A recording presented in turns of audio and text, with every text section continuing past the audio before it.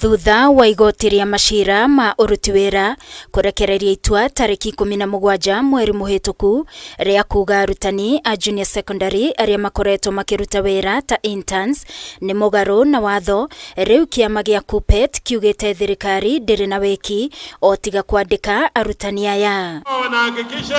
Makiaria thutha wa mambura ma gukungwira muthi wa aruti wira, atongoria a kiama gia KUPPET maugite kurumirira itua riri ni kuga gutiri na arutani a junior secondary na uguo no nginyagia thirikari yandike arutani aya uria kwagiriire. With that judgment, it means that when schools open, then we don't have teachers in schools.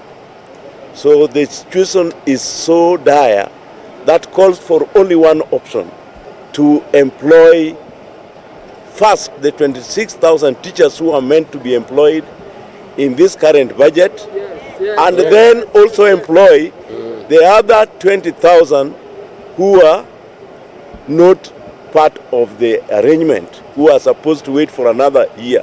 KUPPET maugite undu uria thirikari engika arutani aya magithie na mbere na guthomithia ni kumahe irua riria makamahe wira. The option is clear. It is even cheaper for the government because they can continue to engage them as volunteers, but give them promissory note or a letter of permanent and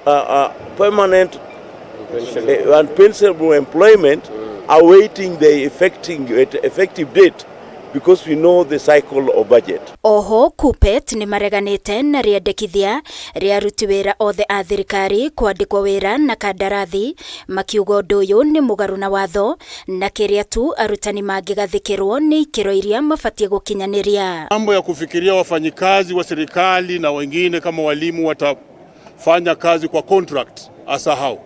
Na ile circular ameandika haiambatani na constitution, kwa hivyo I withdraw mara moja.